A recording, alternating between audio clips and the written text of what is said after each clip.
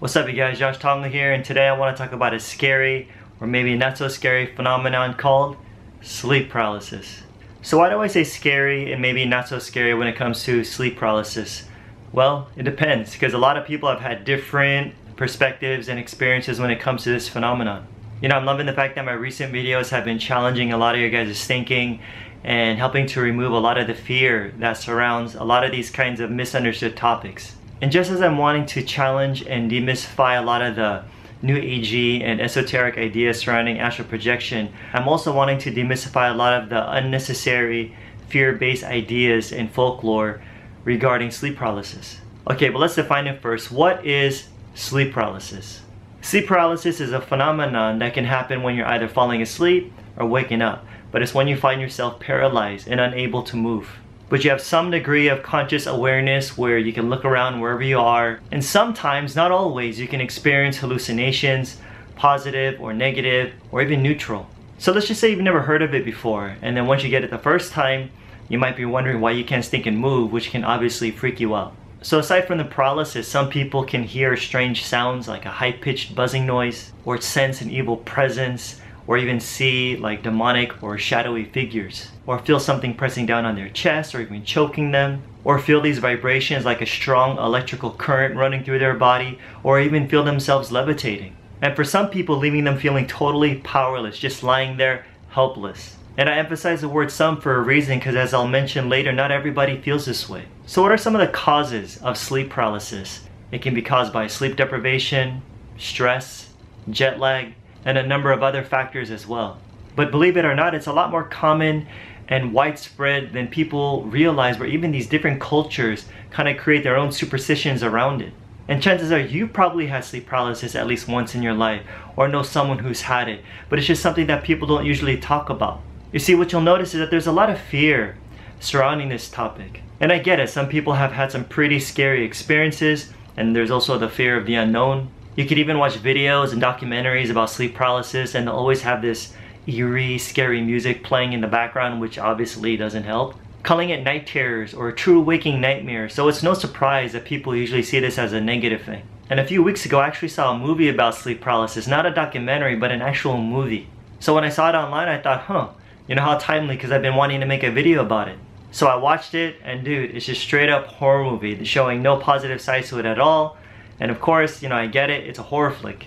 But the problem is that if you end up believing this stuff in the movie, you'll probably never want to go to sleep ever again.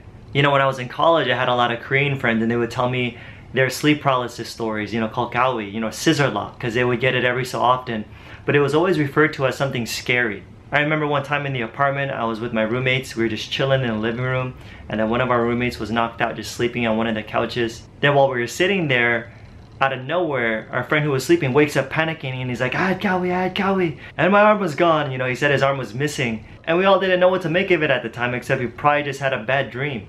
Or I'd read these stories online where these people would listen to binaural beats when they're going to bed, and then after a few minutes they start feeling these vibrations on their body and start feeling paralyzed, and then they start freaking out. And then that's it. They didn't see any witches or demons or monsters, but because of these unfamiliar vibrations and temporary sleep paralysis, they freaked out. Like I said in another video, gaining knowledge and being informed helps to remove the unnecessary fear in people's lives. Keep in mind, folks, it's normal for your body to be immobilized and not move while you sleep, you know what I'm saying? Because if not, you'd be physically acting out your dreams every night and possibly hurting yourself.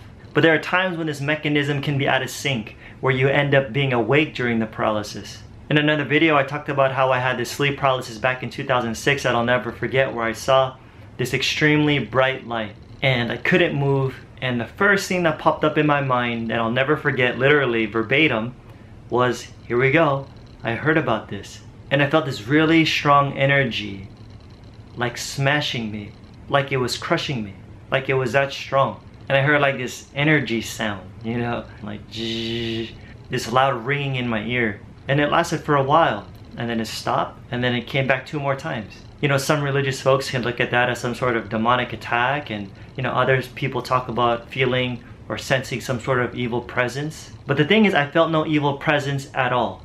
Like at all. I just didn't know what was happening to me. So here's what I've discovered after all these years, and I've talked about this in another video, but it applies here too, because it's extremely important. because it has changed and continues to impact the experiences that I have now.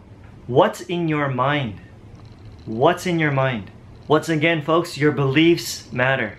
Okay? Your beliefs matter, not just in your conscious mind, but especially in your subconscious mind. So if you fill your mind with fear-based ideas and concepts and believe them, okay? And believe them, guess what?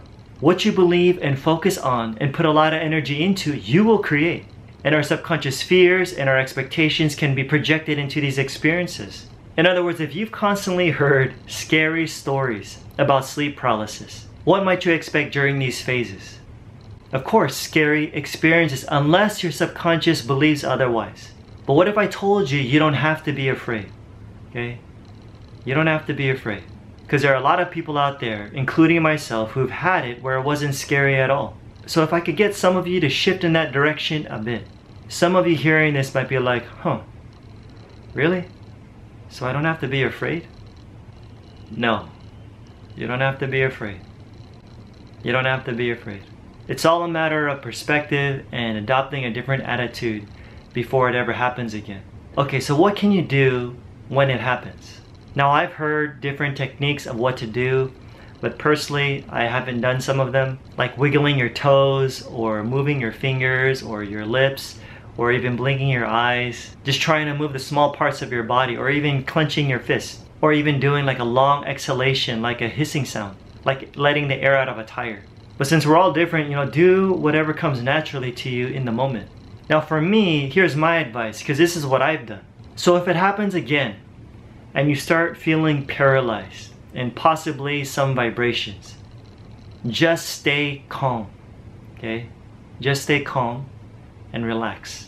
Don't struggle, because the more fear you have, the worse it'll probably become, and you'll probably start to hallucinate and start saying things you don't want to see. So don't fight it. You know what I'm saying? Just chill. In other words, just roll with it, and then eventually it'll pass. Then you might just end up dreaming or waking up fully. But for me, back in the day, this would happen to me usually right before my out-of-body experiences. So they were kind of like a prelude to them.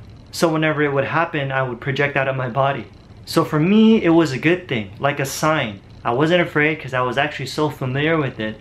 In fact, I actually looked forward to having it. So you see, perspective really matters. Now, if you come across some sort of entity in your room that freaks you out, you might want to check out my last video where I talk about this more in detail. And I share this very insightful encounter where someone was seeing entities in his bedroom that might change the way you approach and understand these kinds of experiences. And don't worry, there'll be a link for it at the end of the video.